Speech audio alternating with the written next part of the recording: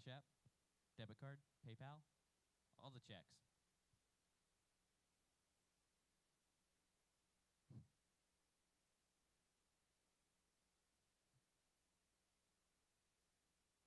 to all the people who are subscribed to Chris Rankin Photo on YouTube.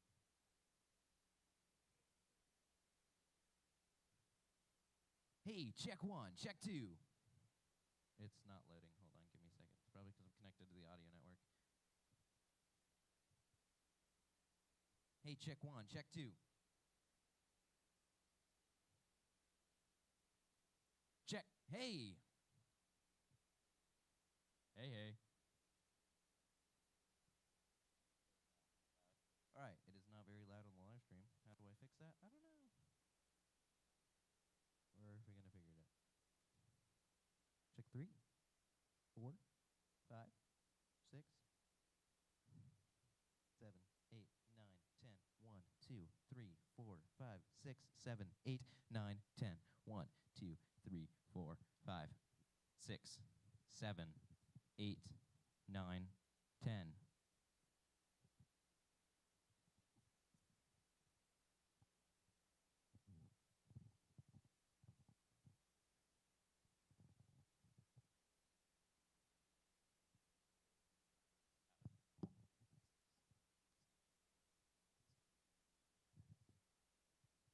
Can I go louder? 2, 3, 4. Is there a gain knob on that output?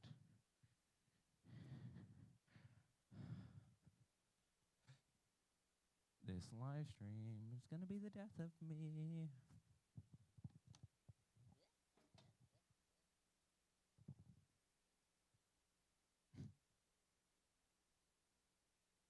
Oh, right here.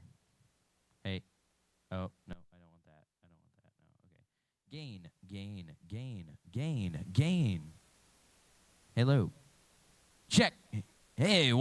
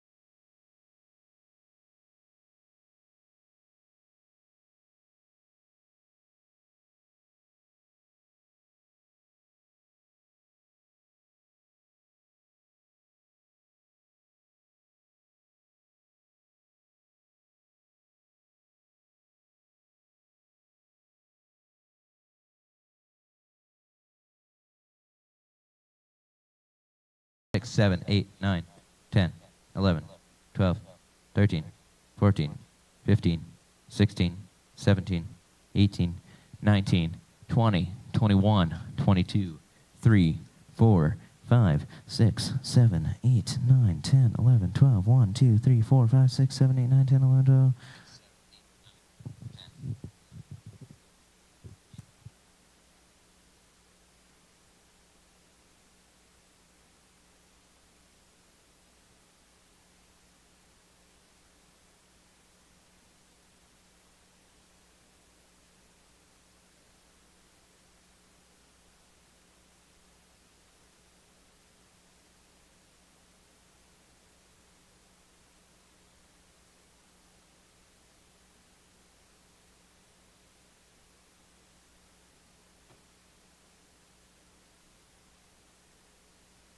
Hey, 1, 2, 3, 4, 5, 6, 7, 8, 9, 10. 1, 2, 3, 4, 5, 6, 7, 8, 9, 10. 1, 2, 3, 4, 5, 6, 7, 8, 9, 10.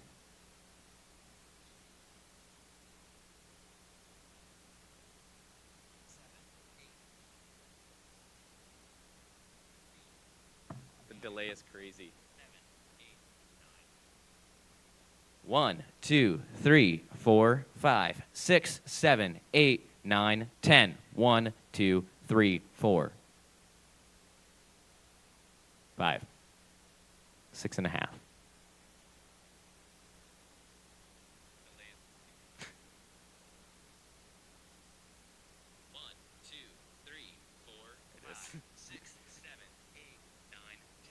Everyone, all the freshmen and sophomores have to watch 10 seconds later.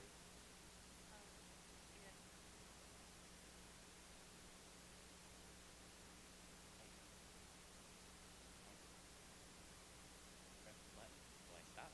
And I went and grabbed Emma. Emma board. And they just told me to go get them at the end of the program. Good. Thank you for doing that. That was smart.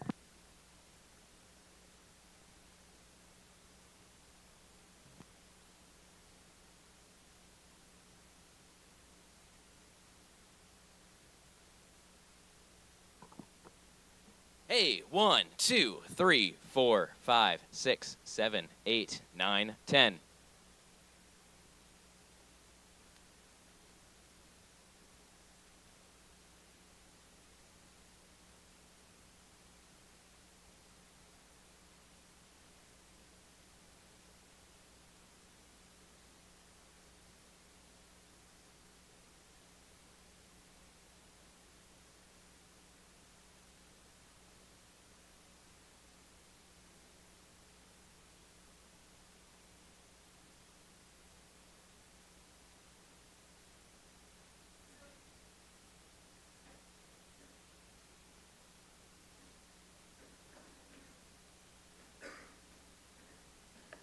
One, 2, 3, 4, 5, 6, 7, 8, 9, 10.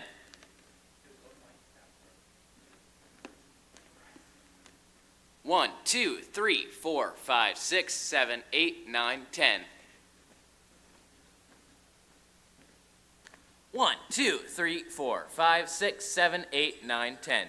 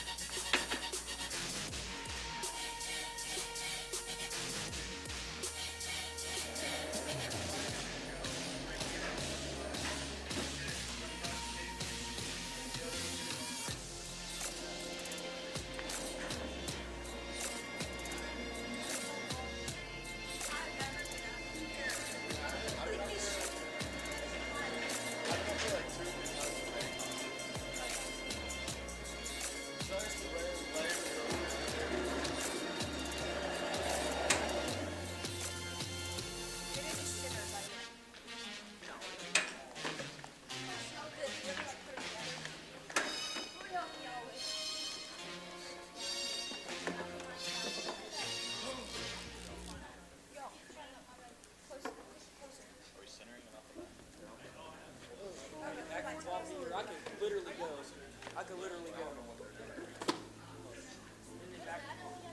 don't know about it.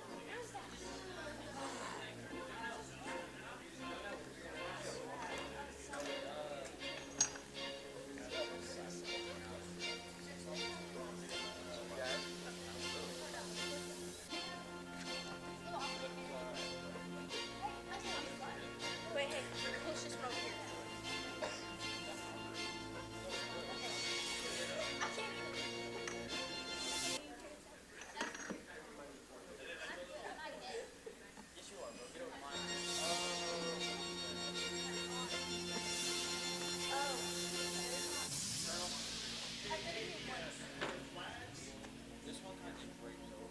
can't Yeah, we might need that board table if we want this one to work.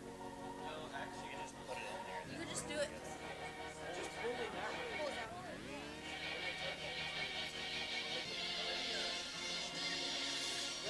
Two. There's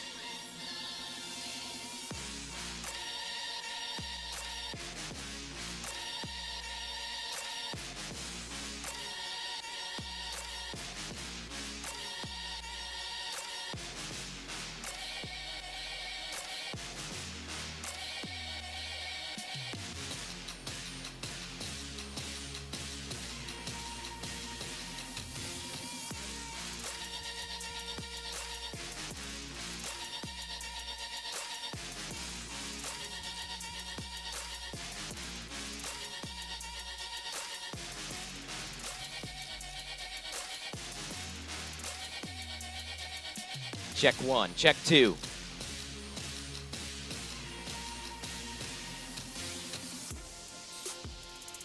Check 1, 2. Debit card, PayPal, Cash App, all the forms of payment. Venmo, forgot that one. Credit card.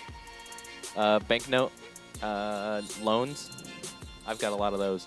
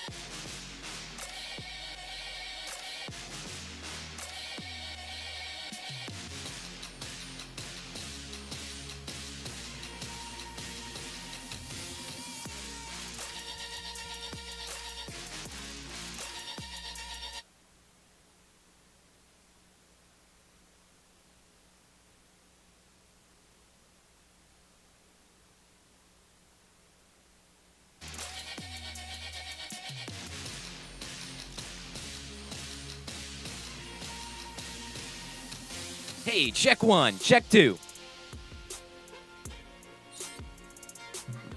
Hey, check 1, check 2.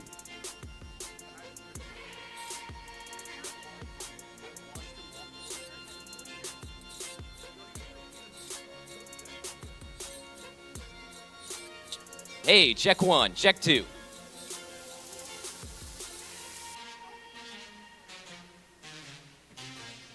Check 1, check 2.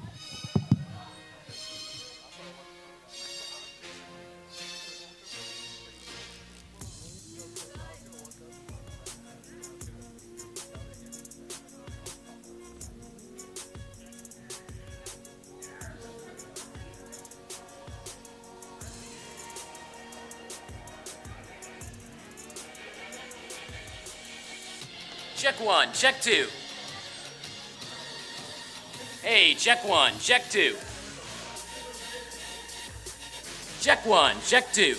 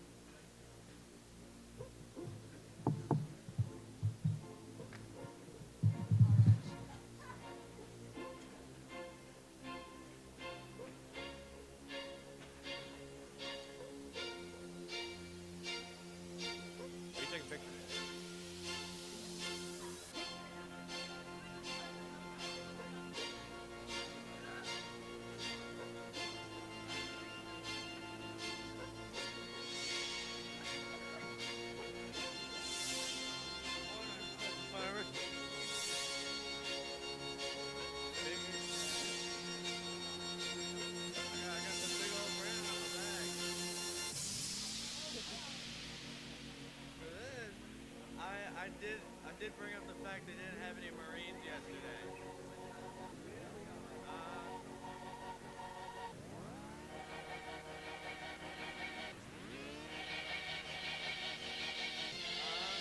I know, you said you would be here Friday. I was like, I know. I got you out of work though.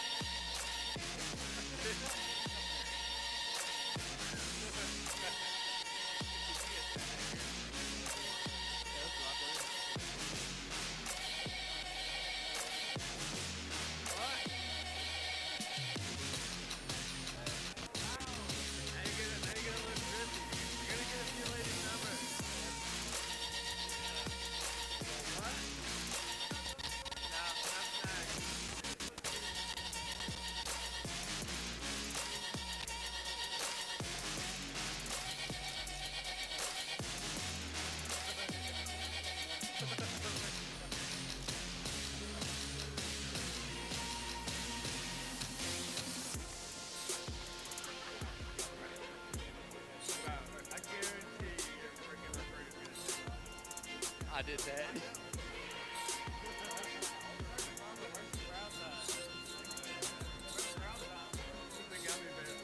those are my pockets.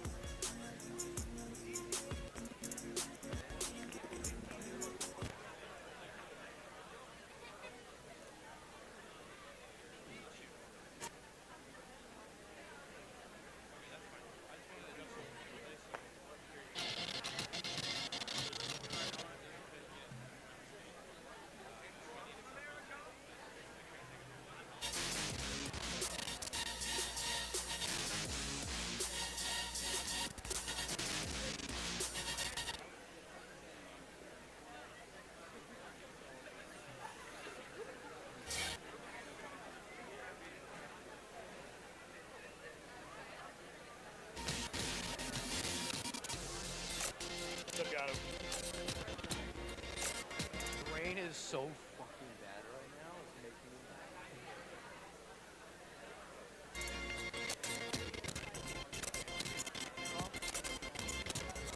Dude, my camera was already one crap. And two, the low lighting and the lighting sucks in here. Are you gonna be over here?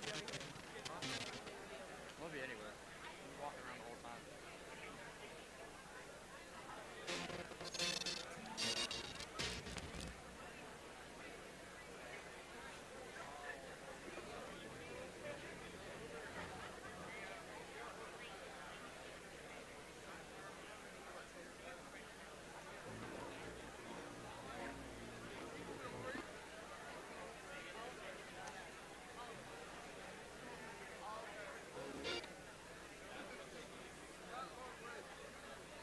Check it up on the panel.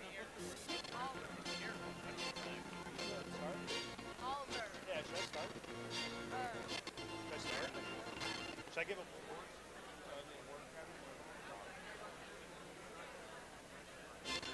All right, ladies and gentlemen, if you could please find your seats and silence all electronic devices. We're going to begin the Veterans Day panel discussion here in approximately 1 minute. Thank you.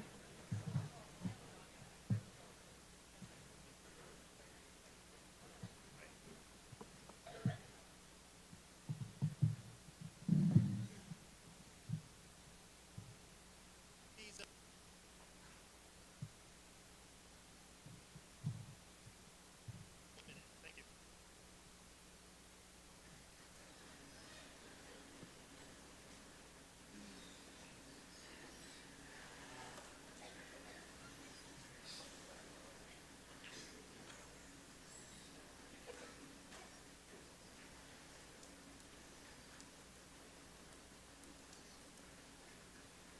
All right, I'm going to go ahead and just start the Veterans Day panel.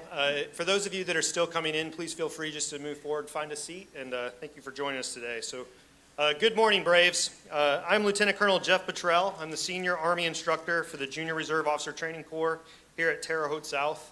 and I'm a veteran. I'm joined today by several actively serving veterans to discuss what it means to have a life of service, and to answer any questions you may have about military service and the opportunities that come during and after for serving your community. Before I introduce the panel, I think we need to do a brief history lesson. It'll be a short one. But on June 28, 1919, the Treaty of Versailles was signed, officially ending the First World War. 1 year later, President Woodrow Wilson proclaimed November 11th as the first Armistice Day. On June 4th, 1926, Congress passed a resolution that recurring holidays should be commemorated with thanksgiving and prayer and exercises designed to perpetuate peace through goodwill and mutual understanding between nations.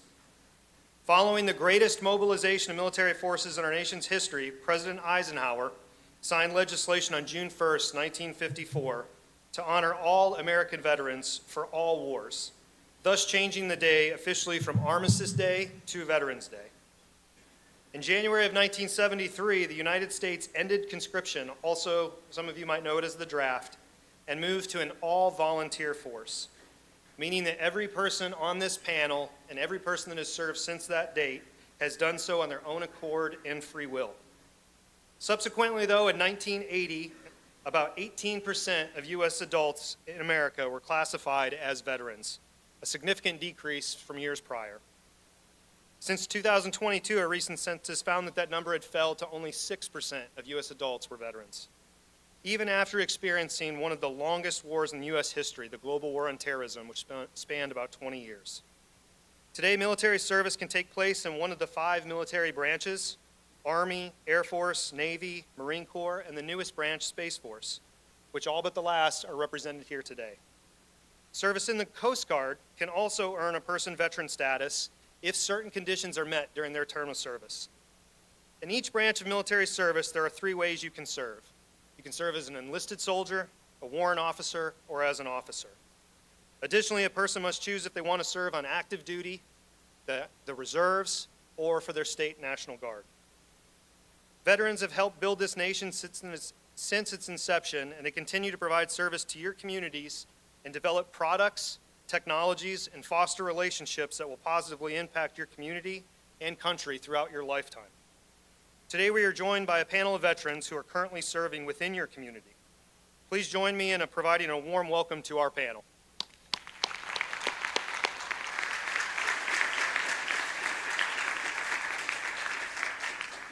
Ladies and gentlemen, at this time, if you'd please provide a brief introduction of yourself.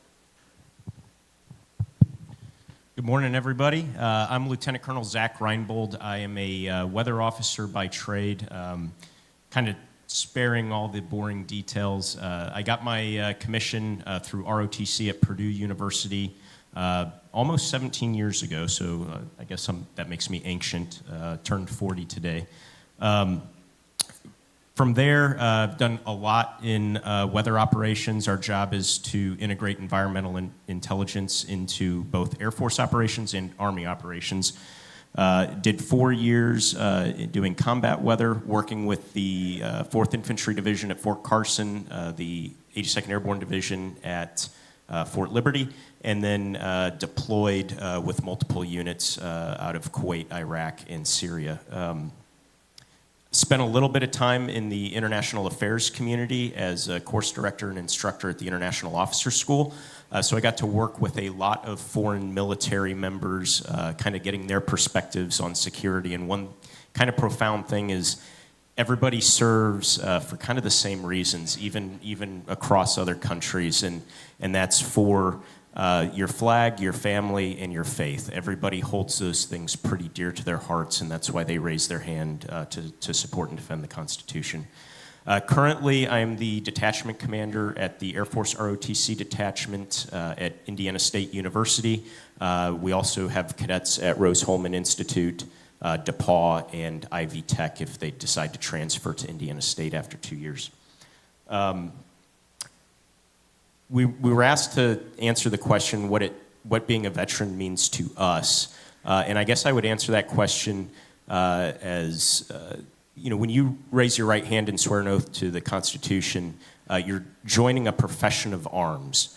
And it's one of the oldest professions in the world. And when you decide either to continue your service or step away from service, you're still in that profession of arms. And I think our Marine brother down on the end understands that the most. You know, once a Marine, always a Marine. But what that does is any veteran that you meet, you have something in common with them. And you can strike up a conversation. Sure, there's inter-service differences, there's inter-career specialty differences, but you'll always find something in common with another veteran. And so that, to me, that's something that's special. So I'll go ahead and hand it over to Tech Sergeant Laswell.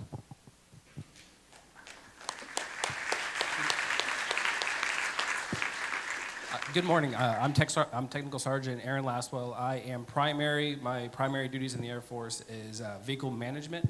And what that really entails is what you think. So anything that has wheels that rolls other than aircraft, people that work in my job are tended to fix that. So we repair everything you can think of. Snow equipment, forklifts, your vehicles that you drive around on everywhere. So trucks, sedans, things like that. We keep the mission rolling and keep cargo planes rolling and taxiing that aircraft.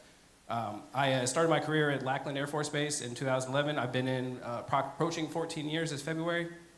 Started in Lackland, graduated from basic training, went to Port Hueneme, California, so I spent some time on the Naval Air Station down there, so got to kind of see what they do. Graduated from there, went to Eielson Air Force Base, Alaska. So Fairbanks, Alaska, Central Alaska, it's cold, -67, hits differently. So kind of got my feet under me doing that as an airman. Went from Eielson Air Force Base to Fort Hood, Texas. So then now I got to see the Army side of things. They play things differently, do things a whole lot differently, but they're awesome people. So did that for 4 years, and then I moved up to North Dakota. So spent some more time in the cold. Minot Air Force Base. It has a it has a reputation. Awesome assignment. I loved it. 5.5 years there. Now I'm over at Indiana State University as an AFROTC instructor, so teaching up the commissioning new officers, getting them ready to take the reins from what we're coming into now. What it means to be a veteran for me, I kind of joined for family heritage, family legacy. A lot of my family has served, and I kind of want to follow in their footsteps, as well as the camaraderie that comes along with serving. The people you meet on deployments, and they stay with you forever. And that's kind of what it means to me to be a veteran, is to follow those trailblazers before me. And I will pass it off to.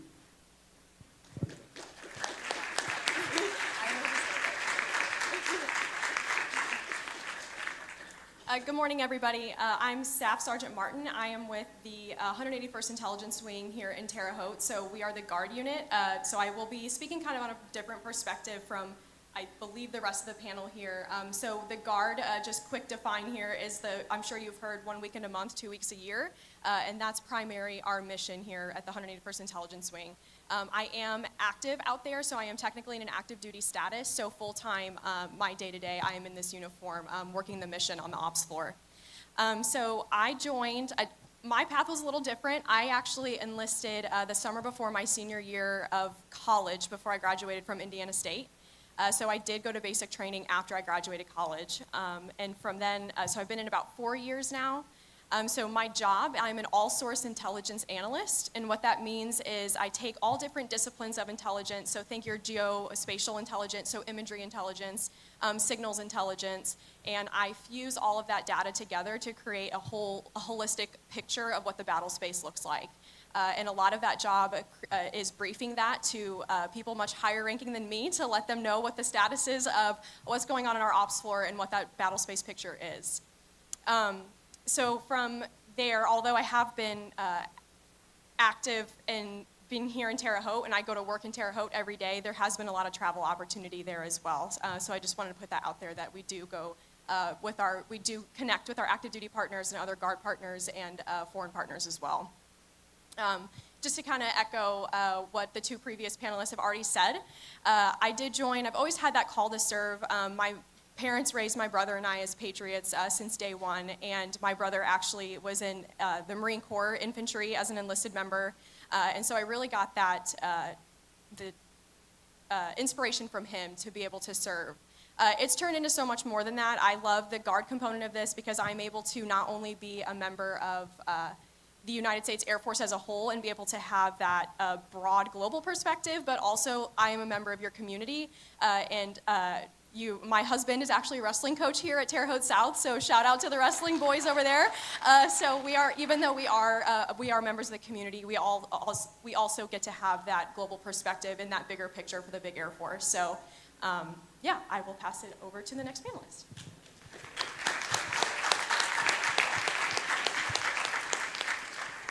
Hi, good morning. My name is Staff Sergeant Adam Wallace.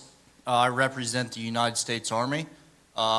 I joined the Army in 2016, shortly after graduating high school. Like the other members of the panel, I felt the call to serve. I've been in the Army for 8 years now. My job in the Army, I was a 31 Bravo military police officer. So I was basically a cop on the installation. I loved it. I spent time in Fort Leonard Wood, Missouri, doing my one-station unit training. After that, went to the 55th Military Police Company, Camp Casey, South Korea. I was there for a year and then went to the 34th Military Police Detachment, Fort Knox, Kentucky. Since then, I've come out to Terre Haute as a recruiter, so you guys have seen my face quite a few times. I'll be out here in recruiting for another year or so, and then I will actually be getting out of the Army, so I can speak on the transition outside of the Army as well. But I love the Army, love everything I've been able to do. Hope to continue the tradition in the future.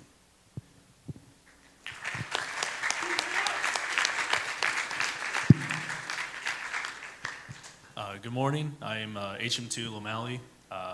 My job in the Navy is a hospital corpsman, Fleet Marine Force medic. So I babysit these guys and other stuff, but mostly that.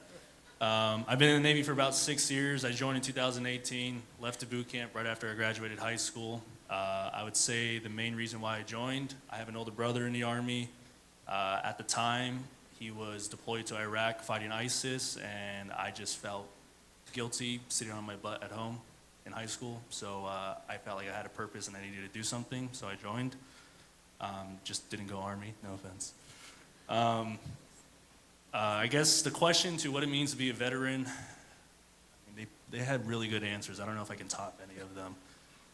Just being patriotic and knowing that you have a purpose, not for yourself, but at the end of the day, you're doing it for everyone that's sitting to your left and right. And to me, that brings a smile to my face because I don't do this for me. I do it for the community. And recruiting now especially helps with that because I get to see your guys' faces every day. That's about it. So.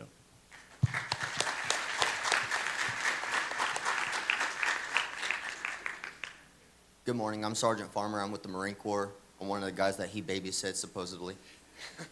But what I did in the Marine Corps is I'm an avionics electrician technician. I primarily worked on the F-18 fighter jets. I am now currently transitioning into the F-35 program, which is supposed to be the brand new version of the stealthy fighter jet, even though it's louder than every other jet out there. But what I primarily do is I take all the top secret components attached to all these aircraft. I take them back to my little hut, the little box that they put me in, and I break open all of the electronic circuit cards, the wiring, and all of the coding that comes along with it. So part of my job, the reason why it's important is being able to have that constant support on the battlefield for all the Marines, soldiers, airmen, the sailors out there as well, being able to provide that constant supervision to let them know that we are there and we're able to help. Now, I've been in the Marine Corps for going on 8 years, and it's just been a complete life-changing experience. Unlike everybody else up here, I didn't really have that call that they're talking about. I'm from small-town Illinois, and if anybody knows anything about small-town Illinois, there's nothing out there except for cornfields and beans. And I wanted to get far away from that. But just like everybody else, the reason why I re-enlisted is because everybody that I've had the chance to meet and serve with, they've had my back through all these years of being in the Marine Corps, and I wanted to give them the same support that they've given me. So if you ask me what it means to be a veteran, there's no real definition. Everybody, it's different. But for me, it's being able to help support everybody who has supported me in the future and in the past. Thank you.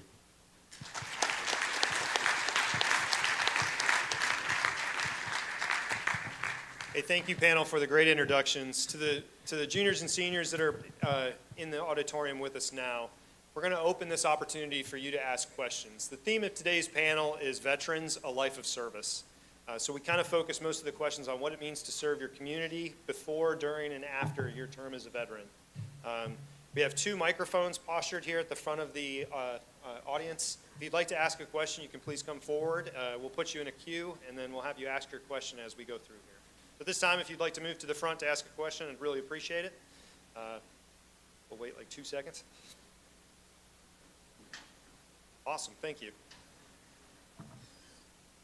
If you had the option to re-enlist from day one right now, would you do it?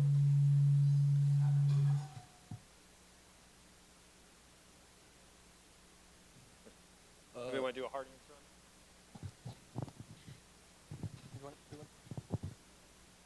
No, absolutely. So I'm actually coming up on my enlistment. It's funny that you mentioned that. I believe I am scheduled to re-enlist in February. Everything that I've learned, like I've earned a degree and it hasn't cost me a dime. I got a bachelor's degree in healthcare management using tuition assistance. I haven't not had to even use the Montgomery GI Bill. I was able to take that, the $50,000 you get for that, and transfer it off to my kids. So both of my kids have $25,000 starting out for school. So the Air Force has been awesome for me. It's provided me opportunities. It's provided me a way to see the world. I've deployed 3 times. I've been to Qatar. I've been to UAE. Some people don't consider those deployments, but when you're away from family, and they're on the other side of the world, so it's to me, it's a deployment. Some say it's TDY, but absolutely. And just to put into context, when he says enlistment, so when you first go into the military as an enlisted soldier, you are going to raise your hand and take an oath like the Lieutenant Colonel was talking about. You take an oath to defend the Constitution and allegiance to it. Each time that you are up for a term of service. So I love this question because I get this question asked to me all the time, especially being a recruiter. But one of my favorite things that I've gotten the opportunity to do is become a leader in the Marine Corps. And the reason why I love this story so much is because it's actually shaped how I think and how I view different situations. Now, at the time, I had just got promoted to corporal, E4, and my staff sergeant looked me in my face and said, "Get out of here, I don't want to see you until tomorrow." I'm like, hey, I can get used to this. But when I showed up the next morning, him and all of my sergeants decided that they were going to go golfing. And so I'm like, whoa, hold on. You can't do this to me. What are you doing? So he's like, too bad, we're leaving. And they just walked out the door. And the last thing he said to me was, just don't burn down my shop. That was the only thing I did right that day, is not burn down the shop. So he comes back at the end of the day, a good 10 hours later. I don't know who plays golf for 10 hours. That's just ridiculous. But he comes back 10 hours later. And I'm sitting here. I got paperwork all the way up to here. I'm frustrated. And he comes in and starts telling me everything I did wrong. And I'm like, yes, I know. I was there. So as we were check marking everything that went down, he was showing me every branch that I hit on the way down. I got all the scrapes, all the bruises, and I keep on getting more and more and more irritated as he kept on going by. But eventually, he decided to tell me, like, the reason why I did that is to prove to you that no matter how tough the situation can be, you can always overcome it, and showed me how to actually fix and identify problems before they arise. He said, if I showed you how to do everything perfect from the beginning, you'll never realize when things are not going perfectly. And then everything will spiral out of control. That is the number one thing that I have taken with me throughout my entire career, and it has changed every viewpoint that I've ever had. Does that answer your question? Yeah. I just had one more. Hold on, let me find it. Are there any aspects of your service that you think people might misunderstand? Being in the Marine Corps, absolutely. Oh, I'm sorry. Being in the Marine Corps, absolutely. Like I said, I work on airplanes. everything you see on TV or hear about the Marine Corps, it's just big guns go pew pew all the time, right? Don't get me wrong, the big guns are real fun and we love them, but that's not exactly who we are. So essentially that huge common misconception about the Marines, it's driven a different spotlight on who we are and what our service means. Is this on? Yes. Okay. So I wanted to approach that question from the Guard perspective. Like I said, I think from my experience, the Guard there's a common misunderstanding of what the Guard is across the board, right? And especially so here in the Terre Haute community. And a lot of people don't really know what we do on a day-to-day basis, which is fine. But I just, kind of like I mentioned in my introduction, just that there's a common misunderstanding of what the service member's role is within the Guard. And so yes, you do have your members that do their 1 weekend a month and 2 weeks out of the year, but also keeping in mind that like they are civilians on the civilian side, and they may have a job that is completely different in the civilian world compared to what they do in military service. So I kind of just want to take the opportunity to like put a little plug for the Guard out there that like you are able to, like, I'm not recruiting, I promise, I'm just putting the perspective, that you are able to have a whole other life outside of the military. I know a lot of people think that if you do wear the uniform in any way, that it is all encompassing of your life, and yes, it is a major part of it, and a lot of your life does revolve around that, but you still are able to be a civilian and what you want to be in your civilian life, and then you can still just have that added service component on top of that. Thank you, guys.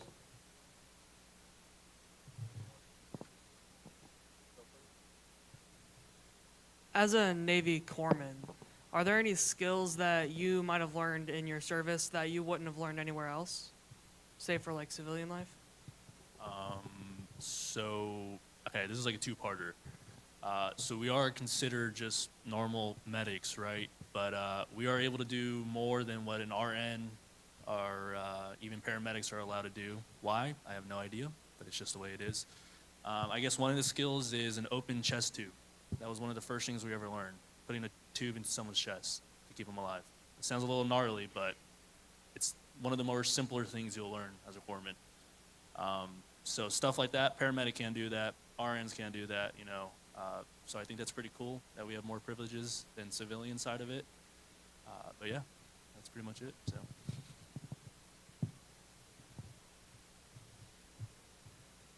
How do you think veterans are portrayed today, and do you think it's necessary to change that perception? So historically, I think veterans are portrayed in a better light than, say, they were in the Vietnam era. There's still a perception, though, that all veterans are kind of the same. And I think that's probably the one misconception that probably needs to be worked to change, because all of us up here on this panel, even though we're all military members, even though we're all veterans, we all have had different experiences before service that have shaped us. We've all had different life experiences through the service that have shaped us. And so when we come out, you know, we're not all the same. We're not just a cookie cutter, you know, military member or veteran. And so that would be the one thing I think that would need potentially to change the perception of veterans today. So.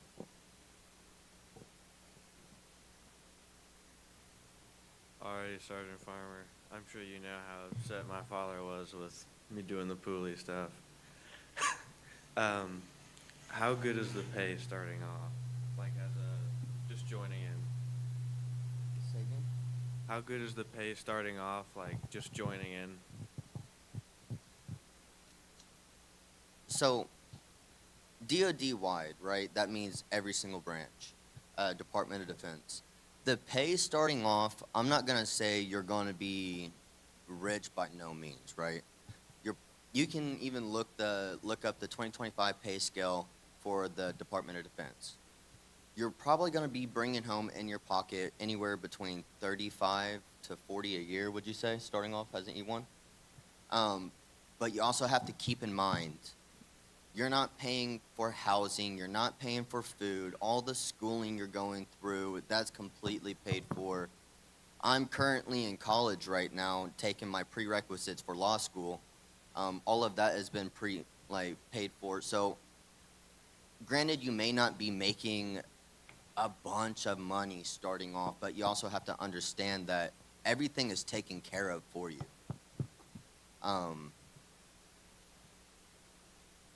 There's really not a whole bunch you have to worry about. For us, we have to go see the corpsman every 3 to 6 months for checkups, and that doesn't cost us anything versus the hospital bills some of you guys might receive every time you go because you have to get your flu shot. But just keeping all of that in mind, yes, the pay isn't fabulous, but you are very well taken care of. To answer your question. And to add on to that, you do get regular pay raises too. So from when you first enlist, like the first 4 years, you'll receive a pay raise. After that, after the 4th year, it's every 2 years. So you'll get steady pay raises throughout your time in. And as they mentioned, when you finally move out of the house, you get BAH. There's so many different entitlements that you're allowed to kind of help curb that, I guess, pay gap if you think if there is one. But I haven't had any issues, even as an airman, trying to get by. Just don't go out and buy a brand new Mustang at 45% interest, because that's a common thing for young service members when they join. So don't do that. Plus, the military as a whole, but specifically the Marine Corps, it's all performance based. So if you do what you're supposed to do and maybe even go above and beyond, you're going to get promoted, and you're going to get promoted faster through a meritorious board, essentially. I'm a sergeant that's been in for 8 years, and I'm making roughly $80,000 to $90,000 a year. And I still have my rent covered. The Marine Corps is still giving me money for food, especially now that I have kids and a wife. This is a question for all of you. Before in the military and after the military, what version of you guys do you think was better for you? Well, absolutely, while I've been in the military. So I was a little later when I joined. I decided, my senior year, my plan was to join and enlist in the Air Force. I had a cousin who was deployed in the Middle East, and he was killed. He was Army, so that kind of gave me cold feet to join. So I got my associate's degree and then joined up. I was, I think, 23 or 24. But I didn't have any leadership skills. I didn't have any real technical abilities. I worked at Applebee's. I was a waiter. So joining, the Air Force entrusted me all these vehicular assets that they cost hundreds of thousands of dollars. They want me, a young airman, to fix them and the operators trust that my skills they're not going to die driving this vehicle. So the further I moved on, I moved up in rank, I promoted, I became a supervisor myself. I had airmen that I was rating on and responsible for to supervise. So totally, I'm not out yet, but so far I think in my life, this is the best me that I've had.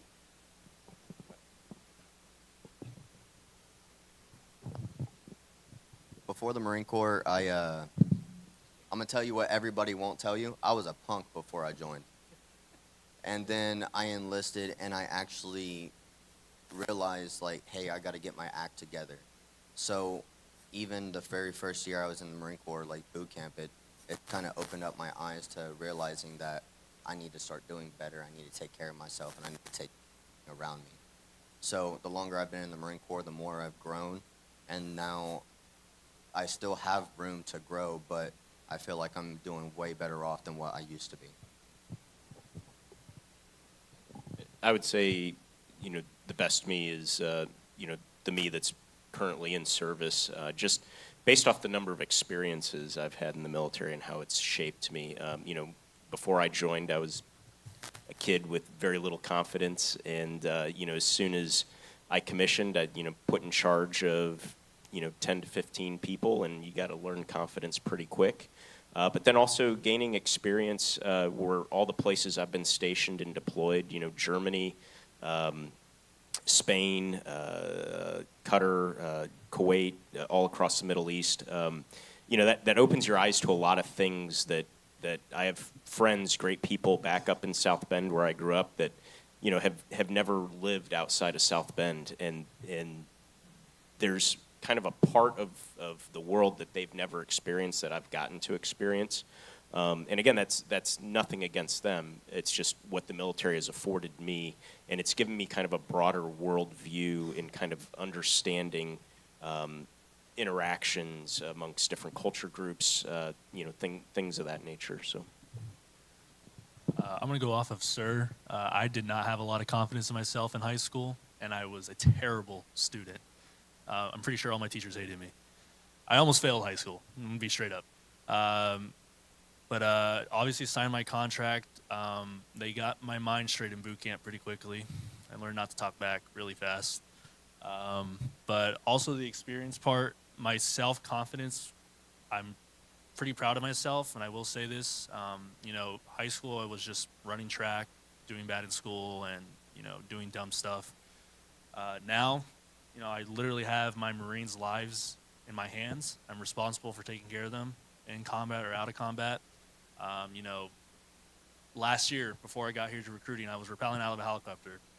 And I was thinking, how did I go from sitting at a desk, failing all my classes, to rappelling out of a helicopter? It's just experiences like that. You're not going to do it anywhere else, you know, and I'm glad I got to go through it. I've been to 13 different countries already.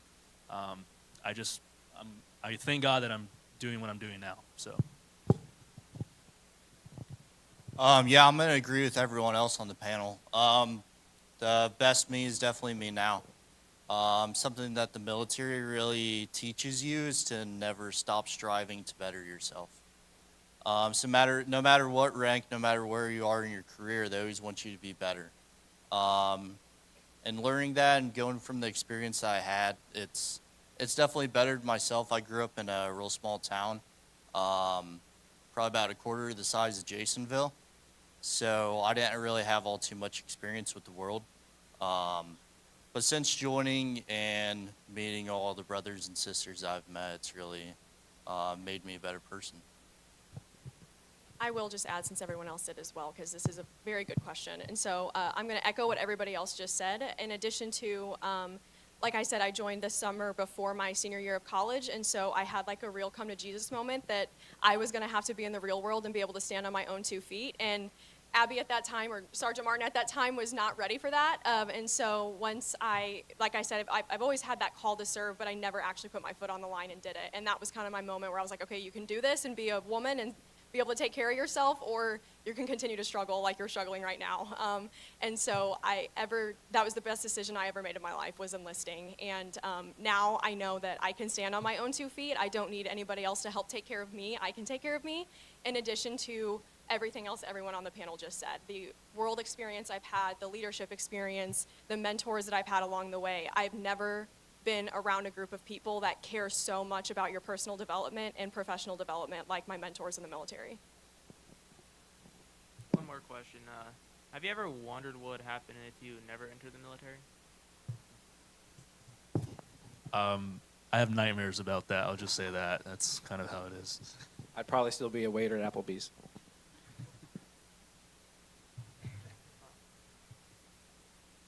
So, sorry. Can you guys hear me well? Yeah. Okay. 2 questions. First, how would you explain basic training to people who are getting ready to enlist or getting ready to go into the military, or people who aren't interested? So, you want to take it? I'll answer the younger version of it. Real Okay. quick, 'cause Yeah. I'm a So little- it's been 14 years. Well, 13 years. It'll be 14 years in February since I went through basic. It's changed a lot since then. But when I went through, it's very structured. It's early mornings. It's late nights. A lot of PT. So if you have every intention of serving or joining, at least going to basic, the enlisted side, start working out. You want to make sure that's the first thing. Is like you're gonna be able to run miles and a halves and not have any issues with it. But preparing yourself early, it's a lot of working out. There's a lot of knowledge. There's a lot of like customs and courtesies and marching and drill and learning how to move in a formation together. You get yelled at a lot. You get made to, what they say, push Texas deeper into the ground, into the ocean. A lot of that, making the wall sweats, are some of the things that you'll do. So a lot of corrective PT. So, but that was while I was in. I know they've backed off a lot from that since I've been in, and you might be able to take it from there. That was a really nice version of him. I'm going to be a little more mean. So I know there's a lot of you out there that talk back to your parents and your teachers, and I promise to God they're going to fix that in the first day. So if you're doing that right now and you join, you're going to get corrected. And might as well just start correcting yourself now. 6 years ago was a lot different. We called it making it rain. So they would PT you to the point where literally condensation would form on the windows inside from all your sweat. So, and they still do that. And sometimes it's just you by yourself. I'll give you an example. I didn't talk to my chief properly in boot camp, and I was doing push-ups for 4.5 hours. And he was sitting there just laughing at me. So get your attitudes right now. If it's not right, I'll just leave it off with that. I think I'm the most recent one that went through, because I've only been in for about 4 years now, so I will speak for Air Force basic training, and my Marine friend down here will probably start laughing, because he's probably like, that's day camp compared to what I went through, and I would 100% agree with him. However, I will speak on the Air Force side and I do just want to say basic training as a whole, I hear so many people say, I want to do it, but I'm scared of basic training. Do not let that be your reason for not joining. You will survive, I promise. When you jump off that bus, you're going to wonder, what in the world did I just do, and why am I here? Please, God, someone get my mom and get me back home. And you will think that probably every day for all the 8.5 weeks that you're there, at least for Air Force basic training.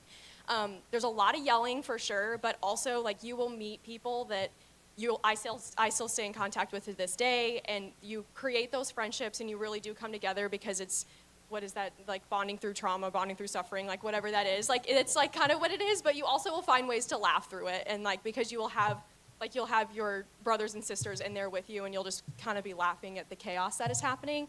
But I promise everybody in this room could survive basic training, at least Air Force basic training, I'll speak for. But so please don't let that be a reason that you decide not to join. Oh, real quick, I wanted to share a funny story from when I was in basic training. So the TIs and the drill instructors like to do funny things, right? So you have your dog tags, and you have a key to your foot locker that you're required to have on you at all times. So, well, mine was out of my shirt, and it's supposed to be tucked in. My TI saw it, and he basically made me sit there and do push-ups in front of him while I sing Jingle Bells because my dog tags were hitting the ground. So things like that is what you'll experience.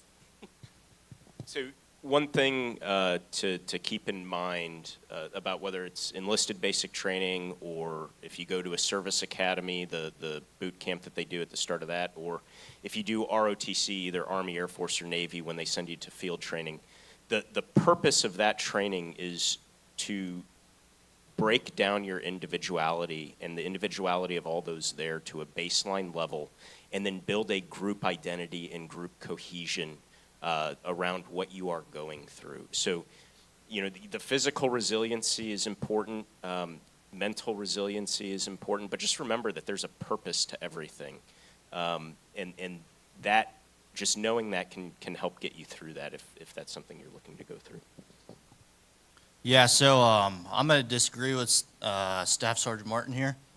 Not all of you guys would make it. I'm very honest, just looking out. But yeah, we made the wall sweat. It was fun. I had a blast, actually. So no time in my life would I imagine myself rappelling from 50-foot towers, or climbing up and down Jacob's ladder, or doing anything like that. So everyone's basic training or boot camp experience is different. I did OSET, so I did 22 weeks of that. But no, I had a blast. PT is a big thing, so if you guys are thinking about it, definitely get on top of that. Except that you're not going to be different there. Everyone wears the same uniform.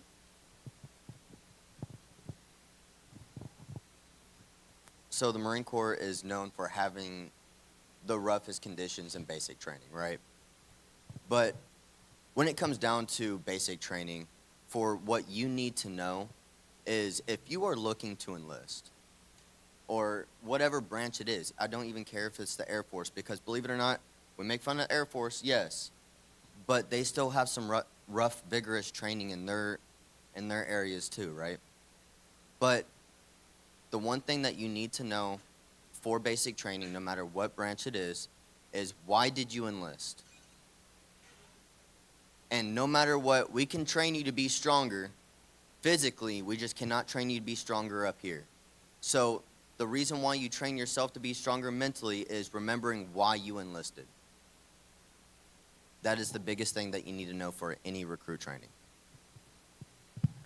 So my second question is, if you could go back to whenever you first started, would you choose a different branch than you are in now?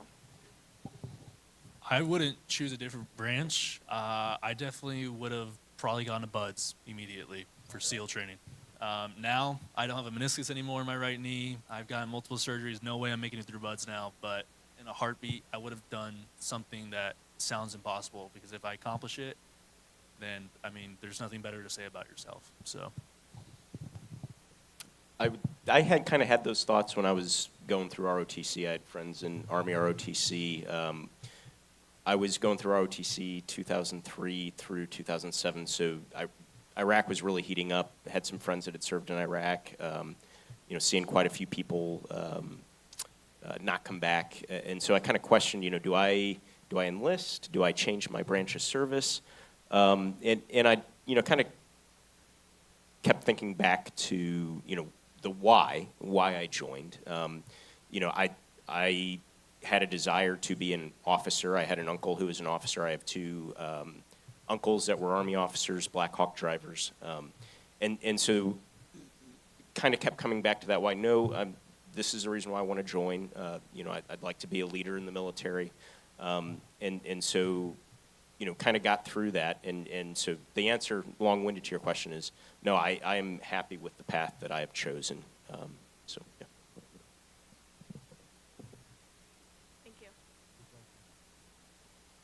So, do you plan on continuing to serve the public when you get out?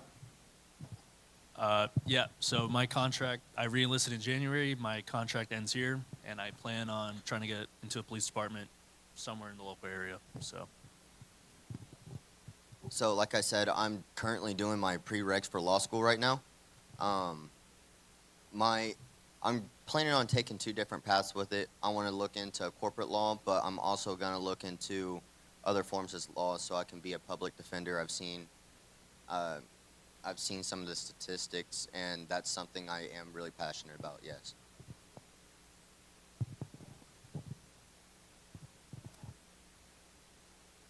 So I'm about 3 to 4 years from being eligible to retire. And I'll be honest, I have absolutely no clue what I want to do when I get out. And it's a little scary. But one thing I've found, when I was working at the International Officer School and now in Air Force ROTC, I found I have kind of a passion to instruct.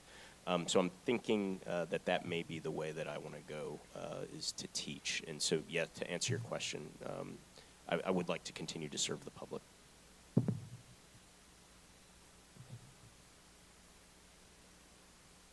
What was the hardest obstacle you had to overcome?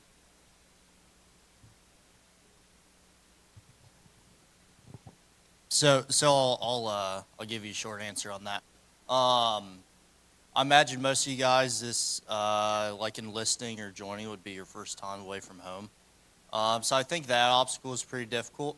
For me personally, it was spending 6 months in Missouri and then a week at home and then a year in Korea. So that was pretty difficult to overcome. But once you accept the fact that you joined for the right reason, it becomes a lot better. I was able to really enjoy my time in Korea after I accepted the fact that I was there for a year anyways.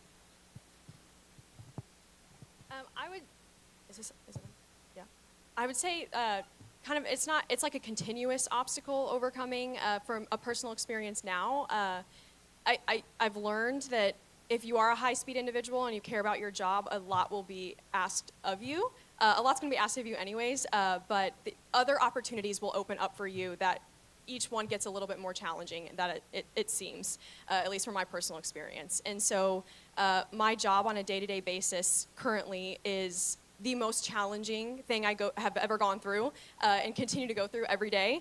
But it's so I think it's more of just kind of approaching that obstacle and those mountains you need to overcome as like a long haul throughout your career, because you're always going to have new obstacles. But the best thing about it, as I mentioned earlier, you have those mentors that are going to help you through that. So you're going to notice yourself and gain that confidence along the way as you overcome those obstacles, because the military will demand a lot of you, and your career will demand more than you ever thought you had in you. So just approach it from like a long-term perspective. I think for me, the hardest obstacle I had to face was I was deployed in 2019, in October 2019. We were getting ready to redeploy back when COVID really became a thing. Typically with the Air Force, we typically deploy 6 months, so I've been on them before, no big deal. But when COVID hit, the Secretary of Defense decided to do a stop movement. So pretty much everybody, everywhere in the entire world, military-wise, could not go anywhere. So trying to get back home to my family, see my kids, it was like a huge mental game. Really trying to stay motivated. That mental resilience that you have, but you see everything going on in the world with what COVID was doing, everyone, all the people dying and everything shuttering and closing, being so far away from your family, you can't do anything about it, and you can't go home, and there's just no information flowing as to when you might return home. So it ended up being about 10 months that I finally got to get back home, but I think that was probably my biggest obstacle, was a mental obstacle for me. Well, Braves, I just want to say, as the panel discussion here comes to a close, I want to say thank you for your time and attention today. I look forward to seeing you on Monday if you can come out and support our community at the Veterans Day Parade, and those that are actually working in it as well. Panel members, thank you so much for coming today and giving us your time, and thank you for your service.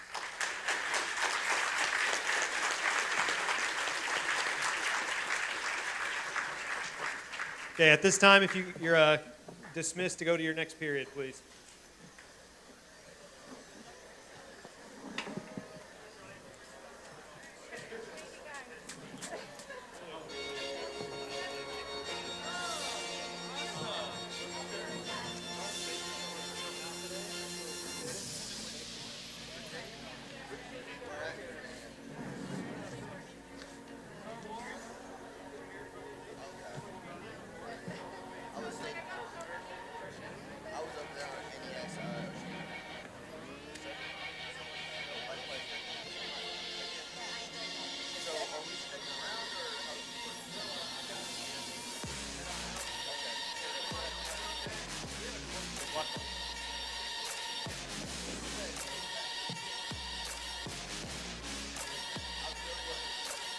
My fellow Americans.